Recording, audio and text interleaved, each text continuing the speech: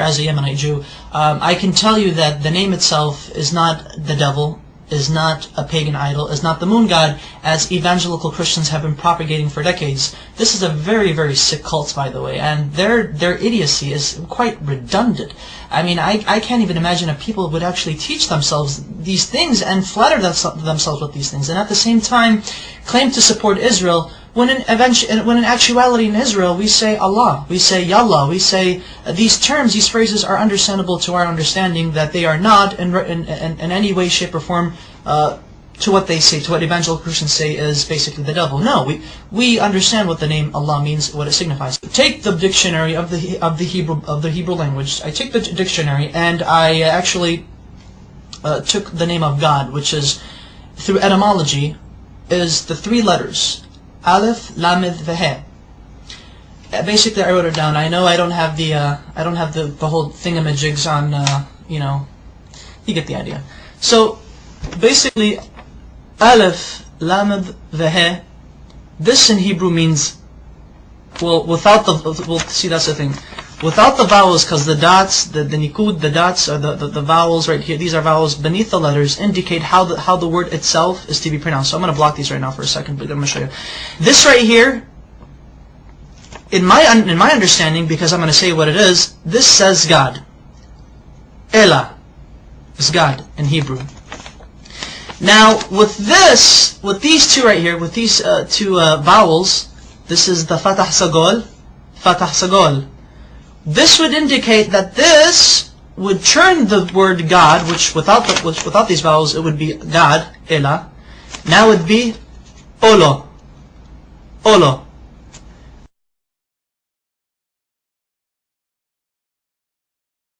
Olo means a curse, an oath, or a covenant. Christian evangelicals love to use this. They like to say, but you see, Allah, with these vowels, indicates that Allah is a curse. Therefore, the Muslims are worshipping an evil God who was a curse onto humanity. These evangelical Christians, they're nutcases, they're nutbags. And I took it upon myself further to actually see how they got this idea that Allah, the Arabic name of God, is a curse, and more recently is the devil. I don't know how they do it, but they do it. Allah is not the devil. God forbid. May God even forgive me for saying such horrible things. But here's the Hebrew version of the Arabic name Allah once it is written in Hebrew. The Arabic name Allah has 4 consonants because Hebrew is like Arabic. It's almost similar. Same alphabet, same thing, just different script. This is the Arabic name of God. This is how the script is. This is when it's connected, because Arabic is a cursive language. This is the connected form, but however, it is 4 letters. 1, 2, 3, and 4. I'm going to have to baby you guys into this.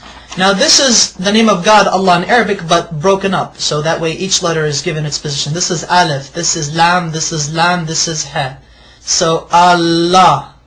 Okay. Now this right here, Allah in the Arabic script, this is how it would become rendered in the Hebrew rendition. That way, Allah in Hebrew would be Aleph, Lamed, Lamed, He. Okay. Now, how do we get this? Which this right here, this basically means cursed. And the only reason why this means it's cursed because of these 2 vowels.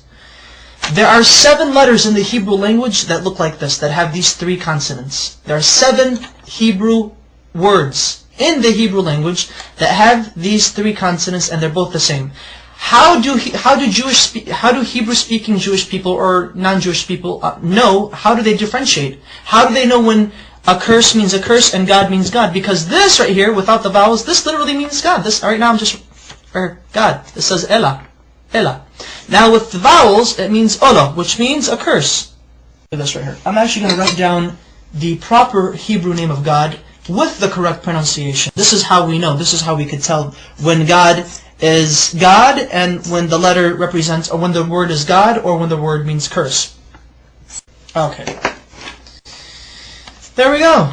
Notice the symbol, notice the vowels. This becomes A, and this dot right here, the holom, it becomes Alo. Alo. Olo and Alo. Olo, Alo. Can you see the difference? This right here, though they have the exact same letters, Exact same letters. Everything is rendered the same thing. However, the use of vowels in the Hebrew language allows us to make distinctions between the understandings of what the words mean, what they imply. This may mean curse, but this at the same time may mean God. Okay, that's fine. In Arabic, God can also be written without using two L's. So it could actually be Alif, Lam, the He. So, Ilah, which is the exact same thing as Allah.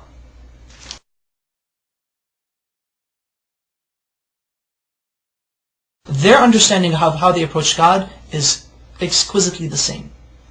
We do not share the system of belief with Christians that they and us worship the same God. No, we do not. So help me God. But Christian evangelicals do not worship the God of Israel. They do not worship the Islamic perspective of God. Maimonides, one of our greatest philosophers in Judaism, as well as a religious philosopher of Judaism, has quoted extensively in his beautiful Igeret Teman, or the Epistle to Yemen, in which he was basically teaching and basically answering many questions brought forward to him. The Jews of Yemen asked, what is your position of Muslims? Are they considered idol worshippers? Are they considered paganists? And Maimonides said, the Muslims, the idolatry has been removed from their hearts. A Muslim does not know idolatry, he does not know paganism, he has no form of whatsoever of any grain left in his heart. Therefore it is permitted unto a Jew, when he enters a land where he cannot find a synagogue, that he is allowed to pray in a Muslim mosque. He's okay, it's fine, it's okay. Hey, I can go to a Muslim mosque and pray if I have to, if I can't find a shul. However, Maimonides says, be careful.